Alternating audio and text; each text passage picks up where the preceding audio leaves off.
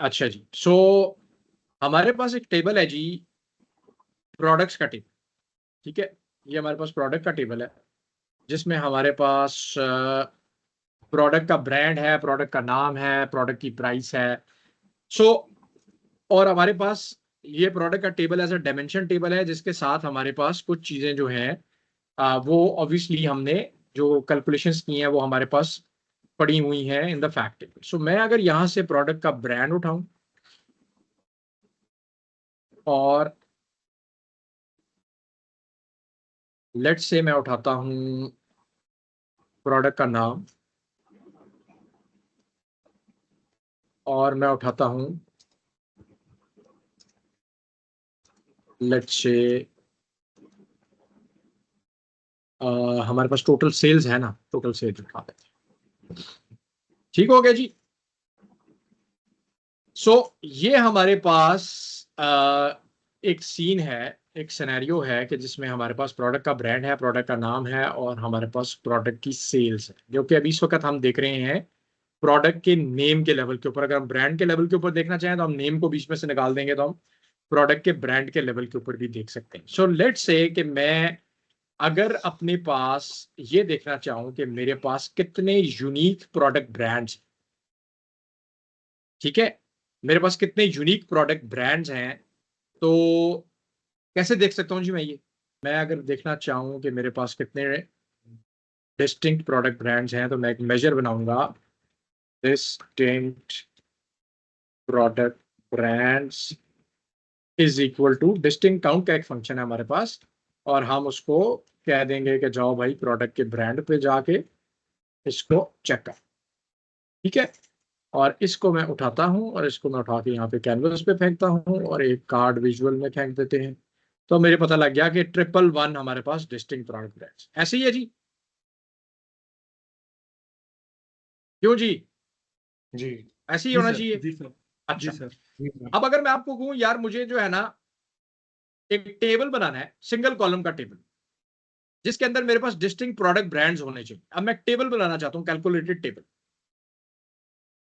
ठीक है, तो मैं इधर अब डेटा टेबल के व्यू में आऊंगा और मैं यहां पे एक फंक्शन देखूंगा, न्यू टेबल में जाऊंगा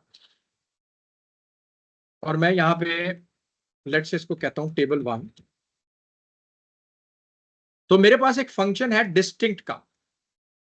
ठीक है, डिस्टिंक्ट का एक फंक्शन है जिसको मैं अपना कॉलम पास करूं जो मुझे चाहिए, तो वो उसकी डिस्टिंक्ट वैल्यूज निकाल दें। अब मैं यहां पे जाके कहता हूं प्रोडक्ट, प्रोडक्ट ब्रांड,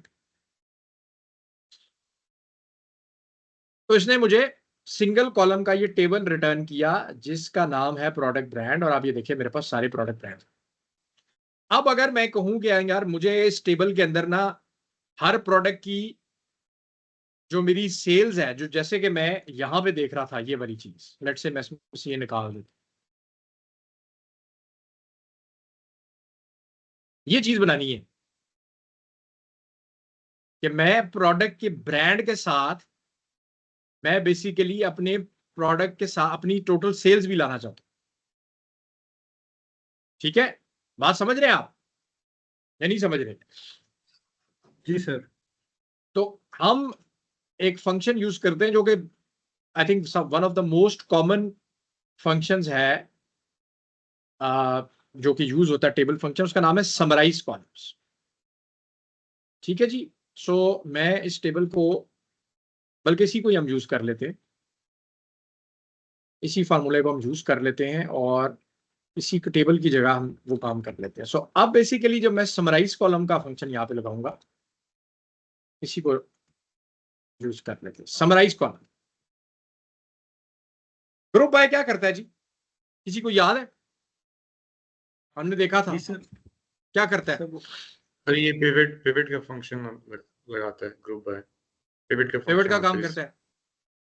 ठीक है, समराइज कॉलम्स भी बेसिकली वही काम करता है, बट टेबल के लेवल पे करता है। मैं यहां पे जाता हूं और मैं यहां पे अपने टेबल में गया प्रोडक्ट्स के, और मैंने कहा जी प्रोडक्ट ब्रांड, और अब मैं यहां पे इसको, जो ग्रुप बाय की दूसरी कंडीशन होती है वो क्या होती है, नहीं है यहाँ। एग्रीगेशन होगी जिसके अगेंस्ट आपने करना है। यानी मैं अगर ग्रुप बाय कर रहा हूं प्रोडक्ट ब्रांड को, तो भाई मैं किस चीज क्या कर रहा हूं, मैं क्या इसकी प्राइस देखना चाहता हूं, मैं क्या इसकी कॉस्ट देखना चाहता हूं, मैं क्या इसका कोई काउंट देखना चाहता हूं, मैं क्या देखना चाहता हूं। सो जी समराइज कॉलम आपको बेसिकली ये चीज यहां पर करने की इजाजत देता है, बट इसकी ब्यूटी ये है कि आप यहां पे कोई भी मेजर यूज कर सकते हैं जो कि उस टेबल के साथ रिलेशनशिप में आ रहा है, या जो मेजर जो कि उस टेबल के साथ, जिस टेबल के ऊपर आप ग्रुप बाय का काम कर रहे हैं उस पे वो बेसिकली उसके साथ उसका कोई कनेक्शन है।